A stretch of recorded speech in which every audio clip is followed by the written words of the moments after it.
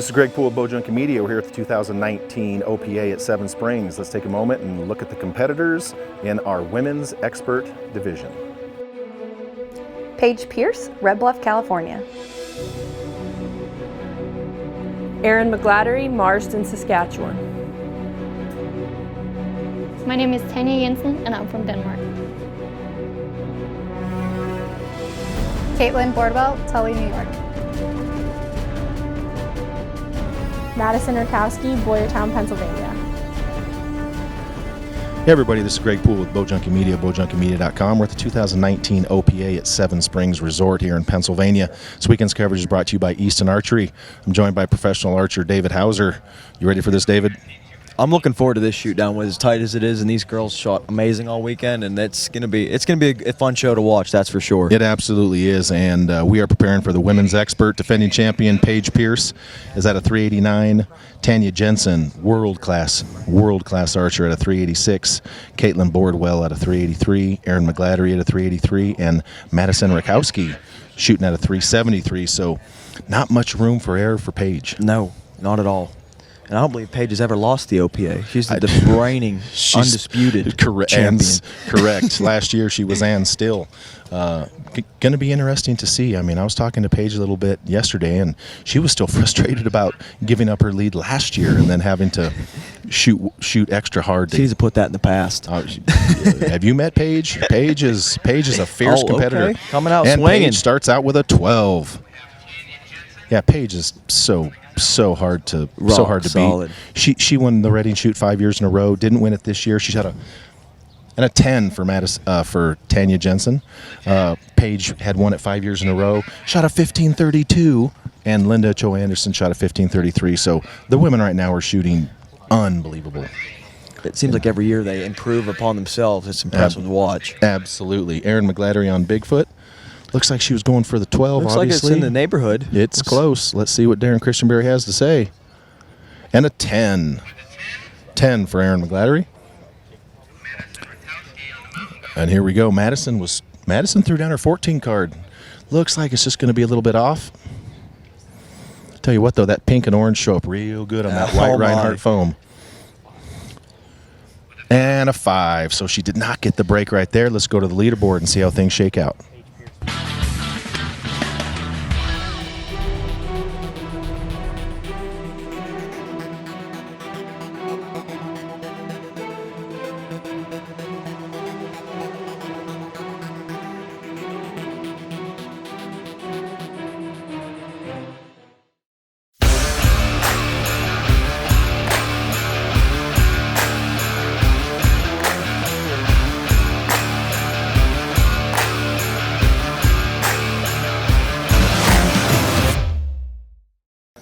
All right, David, we're back. This is the women's expert class here at the 2019 OPA. Weekend's coverage is brought to you by Easton Arrows. We are in the women's expert. Paige Pearce came in with a 3-point lead, shot a 12 right there, so she's kind of extended that lead a little bit. As we were talking about before the break, Paige does not want to give up her lead, kind of like what happened last year. She did end up winning, but Paige is an extreme competitor, and she gives herself no breaks. Absolutely. And I mean, the scores, like I said, these girls have shot are incredibly impressive on those ranges and the conditions, and this shoot-off's really turning out to be very exciting. No doubt about it. So let's see what Darren Christianberry has to say right here. We got Erin McGladdery on the white goat with an 8. Misses the 12 there, a little bit low right. I mean, you know, when you look at the level of archers that shot this course, I mean, Linda Ochoa and an 8. Linda Ochoa Anderson shoots a 15.33 in Reading, demolishes the record, comes here, doesn't even make the shoot down. So this Tanya Jensen on the bedded buck, they're looking awful hard at it. So that's just a testament to how hard this course was. It was incredibly difficult. It was absolutely fantastic. Hardest course in archery. Hands down, without question, it's the best kind of shooting as far as the scoring and the animals go. And a 10. It's the best kind of scoring. It has risk and reward, and yes, it is absolutely the most technically difficult course in the country. Absolutely. And an 8. She did not need that. No. That's a little bit surprising, given that she wasn't trying to go for something Going to be curious there. 14 on the pig. So the pig's still giving up them 14s. I don't feel like everybody following now, you have to shoot at it. You Yeah, almost feel obligated, everybody that's hitting that. Absolutely. Let's go to the leaderboard and take a look.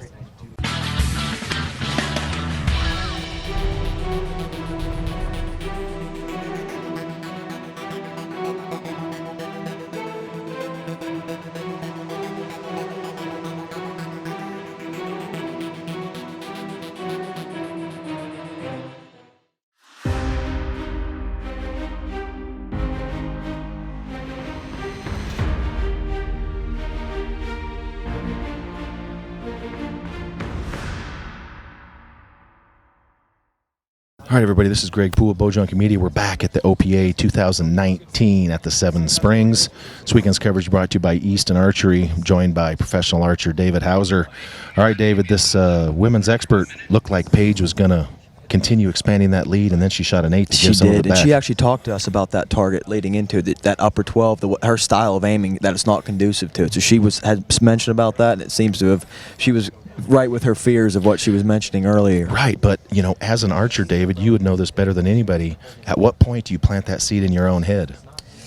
You know, this is all 99% mental, 1% physical. So Exactly. any doubt in your mind is going to show up on the range. So I think that it's a little of both. I have to be honest about that. Like she talked herself into it. Exactly. You know, you can talk yourself out of things and into them. It's all about confidence out here and how much you believe in yourself. No doubt about it. I mean, and we don't see a lot of the women out here making a huge move, you know, on her. Tanya Jensen, of course, came out with 10-10, so she's not really putting a lot of pressure on Paige. So at this point, Paige doesn't really need to do anything risky if Tanya's not going to chase her down. She needs to feel that out with how aggressive she needs to be. Here we go. Another 14. Wow. Shocker there, David. We got another 14 on the We got this on the pig board. figured out. Yeah, I think we got right. Yeah, and Stevie Wonder's up next with a 14 on the and a 5. She was going From for Madison. that. That's a tough 14 on that target. really hard to see with that color contrast. Yep. The only thing going for you is that up in that corner, but No doubt. And a 10 on the bedded buck. for Paige. But I mean, for Madison, that's pretty much. I mean, that's really all she In can her position, do. she's making the right decisions out there, And a 10 on Bigfoot. leaving it all out there. Tanya Jensen's just going 10-10-10 up. Caitlin Bordwell on the goat with an 8. Now Tanya has the close target last, correct? It looks that way. So I think maybe that could be a way for her strategizing and kind of come at that one at the end. No doubt about it. Let's go to the leaderboard and see how things are shaking out.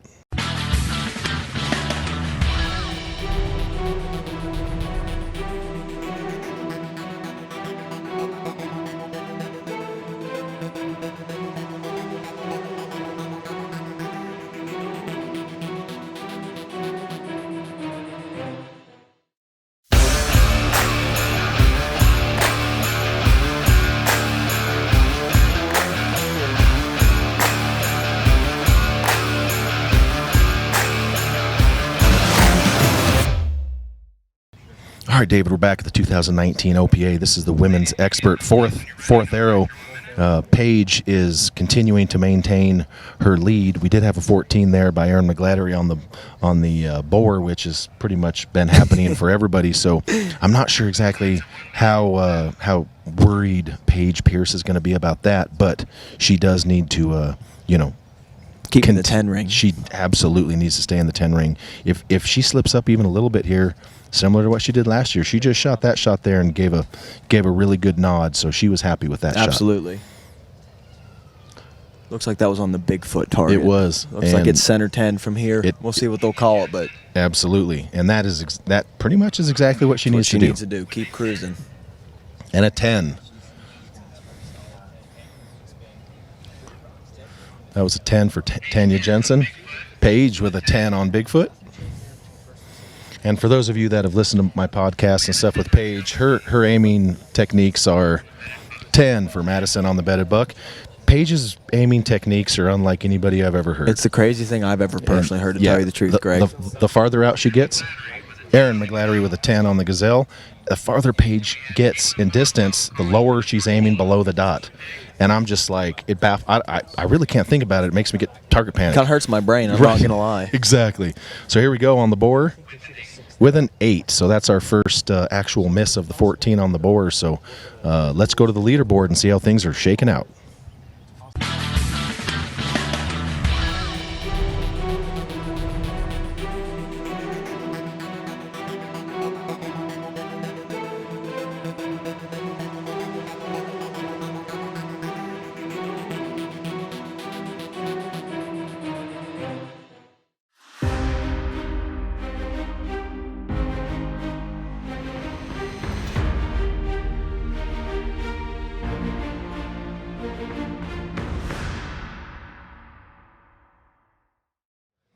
All right, everybody, we're back here at the OPA 2019 at the Seven Springs. This weekend's coverage brought to you by Easton Archery here with professional archer David Hauser. We're on to our 5th arrow here, David, and things are still a little bit tenuous in the women's expert. So And obviously, Paige just needs to continue shooting center 10s. I'm surprised, I'll be honest. It doesn't look like Tanya went for the 14. I kind of suspected that on the Razorback. She should have. I mean, that's the only way she's really going to make up any of that ground. But perhaps, I mean, and let's be honest here, her boyfriend, Braden Gillantine's out there coaching her. And, Braden is one of the most consistent, shoots a 10 on the bore. Braden's one of the most consistent archers. But risk and reward games, Braden's about pounding the middle out. Absolutely. And so that is going to be the influence with a 5 for Caitlin, but that's going to be the influence there, and slow and steady wins the race. Absolutely. And so it might not win in a 10 on the bedded buck. It might not win this race, but generally speaking, Jesse Broadwater style, keep shooting the middle. Yep. And only take risks when you really have to. Calculated risks. Exactly. A 10 on Bigfoot, and Paige Pearce on the goat here with a 10. So let's take a look at our scores on the leaderboard and see how things are shaking out for a potential 6th arrow.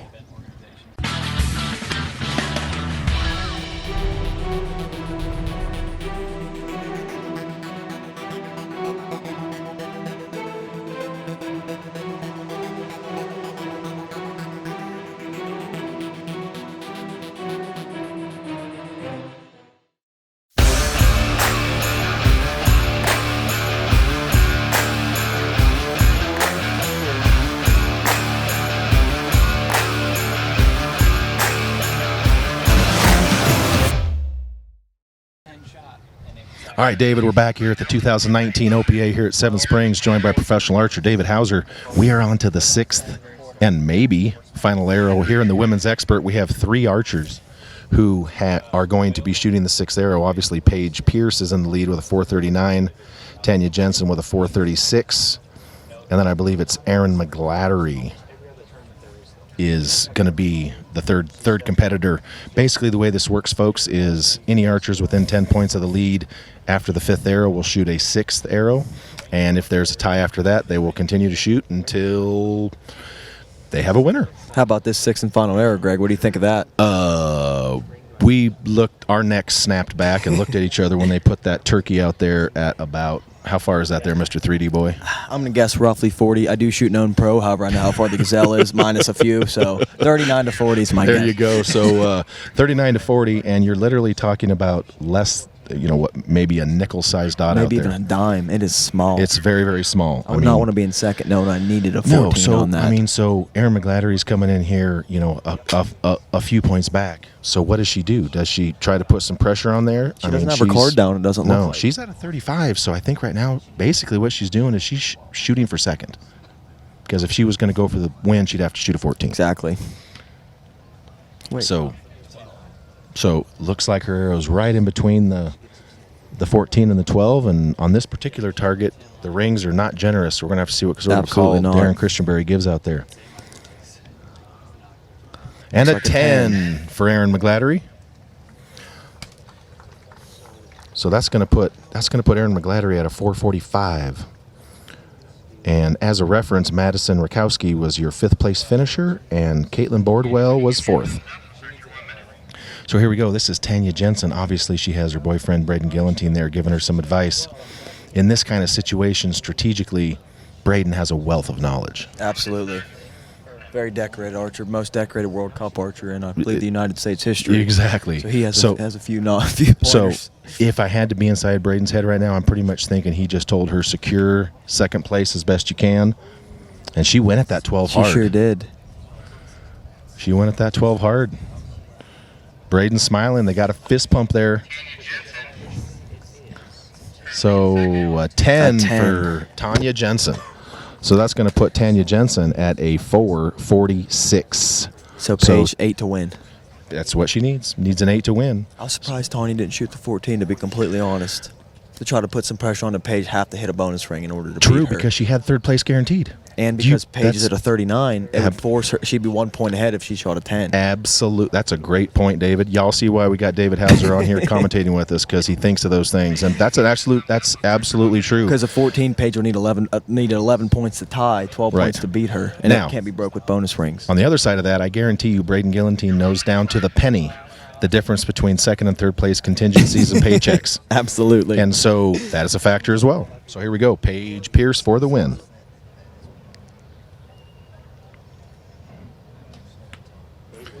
And it looks like Paige Pearce hit gun for the 12 pretty hard right there. Undisputed, undefeated. There you go. And Darren Christianberry with the 12. And Paige Pearce will be your 2019 OPA Women's Expert Champion. All right, everybody. Greg Poole with Bowjunky Media here. We're with your all-time, every-time OPA defending champion, Paige Pearce. How's that feel? So good. This year was so close compared to the other years. So they are catching me, and that was very stressful, but it paid off. It played out okay. Absolutely. So, obviously, you stroked a 12 there on the turkey to end things, but that was a very exciting shoot off. You've had both. You and I talked last year, and you were still upset about last year, how you kind of gave up your lead, came back and won it. This year, you pretty much did exactly what you needed to do to win it. So talk to us a little bit about this shoot off, coming in here and winning after shooting 2 days on these incredibly difficult courses. So one nice thing, the targets were a little closer. One thing they did that kind of threw me off is pick one with an upper 12. I aim a little funky, so that kind of made it tough. I shot an 8 on that one. But other than that, I think the shoot-off was fine. My strategy was a little different this year. The other years, believe it or not, people go, that's awesome, you have a lead. But it also kind of sucks because then people can get crazy and throw for 14s, and like Linda did it to me, Aaron's done it to me. And so you're just trying to like hold steady and hope they don't catch you. This year we were all so close, you're actually trying to like outshoot each other. So I had to play a little bit smarter game. I did aim at every 12, but you know, I was just each time watching what the girls were doing and knowing, you know, what I needed to do. So I obviously knew it was coming down to that last arrow. So it was like, and I knew it was the turkey. So I was like, oh, okay, like try to keep where I was at least going into the last target. Absolutely. Congratulations. That's 4 years in a row. You won Reading 5 years in a row. How long do you see this level of dominance? Honestly, I just love field. I love 3D. It's my favorite. It's my game. And so I definitely, obviously, am looking forward to OPA and Reading next year. But this is the hardest tournament of the year. Like, no doubt, it's the best and the most difficult tournament. So I'm looking forward to it. I got to up my game for next year. It's not going to be enough. And I said that at Reading, and it was true. So I got to put some work in. There you go. Congratulations, Paige. Thanks, Greg.